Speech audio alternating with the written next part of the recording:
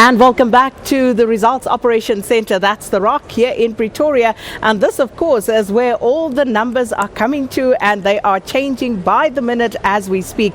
And of course, in charge of that is the IEC, the Independent Electoral Commission, and headed by the CEO here, Mr. Mamabolo, who joins me now for an update on some of the developments from yesterday and also what they've done to resolve some of these. Mr. Mamabolo, thanks so much for coming through to SABC once again. Thank you very much. Let's start by taking a look at some of the challenges, the problem areas that arose yesterday. So firstly, at the time that I at least checked out, there were five voting stations that hadn't opened at all. What happened in that regard? Yes, those stations partly opened during the course of yesterday, and people were allowed to vote. And we remained open there for as long as there were people on the queues.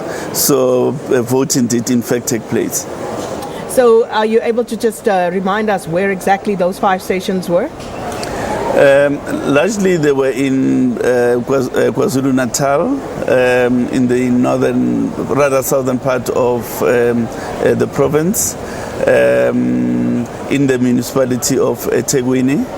And we've had some setbacks in Bergville, as you know. We opened and had to close at some point, and then later re-established operations.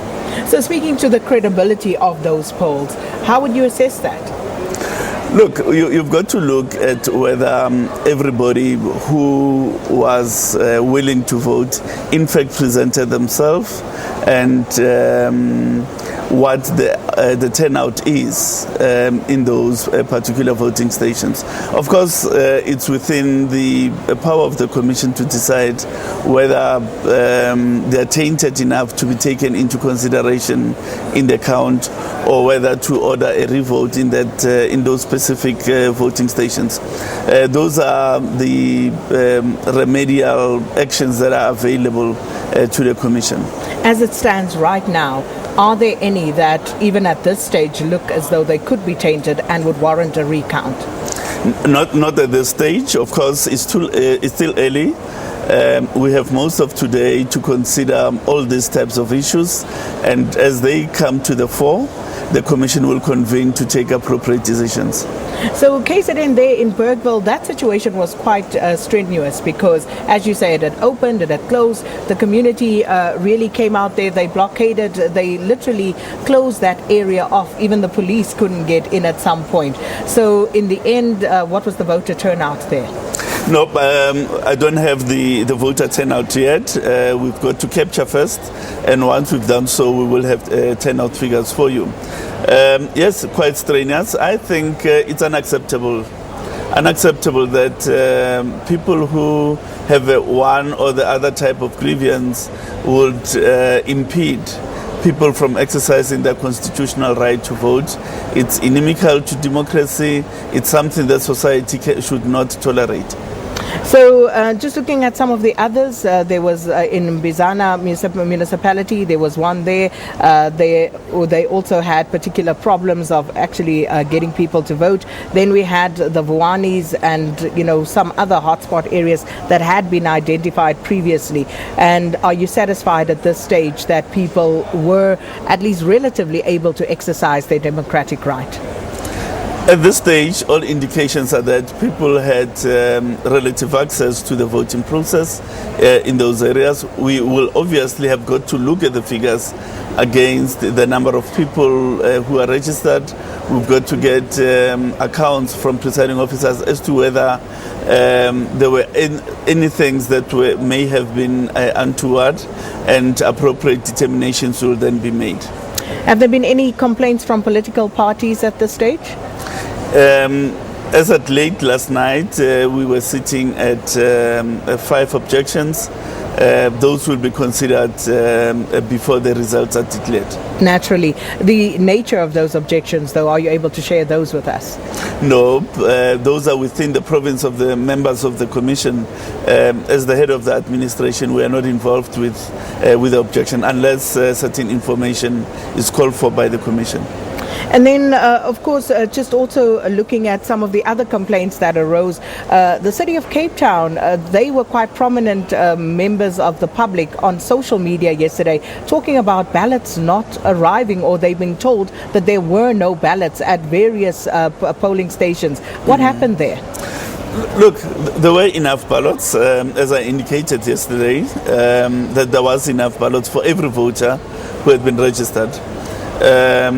Clearly, in certain points of the country, people did not follow the distribution instructions fully, which created these types of problems where the ballots ran out and so on. And that includes the city of parts of the city of Cape Town, as well as parts of Gauteng.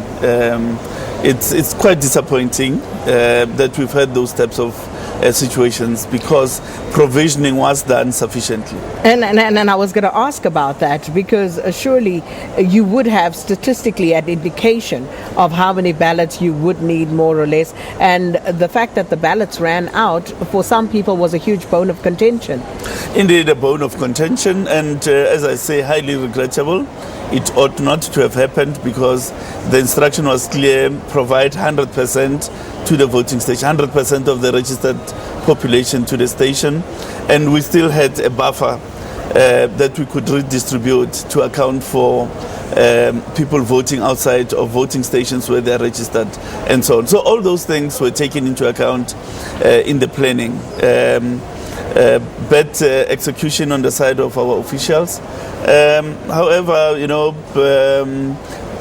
the good thing is that we're able to respond and then to get the process going again. And then, of course, there's also the issue of the disgruntlement of those voters. Do they have any recourse at this stage of what they can do? Because, for example, in the hotspot areas that we mentioned, some of the troubled areas where people were unable to cast their vote either because they felt intimidated or they were prevented from doing so, is there any recourse? Well, options are limited at this point, other than in instances where the Commission could potentially order a revote. But of course, those are measures you don't go to quite easily. You've got to consider all relevant factors. And that, of course, is going to be an interesting thing that I will discuss with the analysts like Professor Somadota Fikeni, who will be coming on later on. But as it stands right now, of course, there are those objections, as you said, that have been lodged, 5 of them. And, of course, I'm sure members of the public will voice their concerns and anger as well. But your assessment of how you've performed now that the voting is done? Well, a very tough election. Yet, I think the operation was well executed in large parts of the country, peaceful in large parts of the country, good logistical planning, and so on. However, it was an election that was punctuated with emotion, an election where stakes were high, and that sometimes compromised our ability to have a balanced perspective in assessing the totality of the whole project. And self-assessment is very important. So on a scale of 1 to 10, 0, 1 being terrible and 10 being the best, where do you place yourself as the IEC for this election? I leave that decision to Sakina. but your self-assessment, I will assess you. But what's your assessment of your own performance? We've done well. 7, 6? We've done well.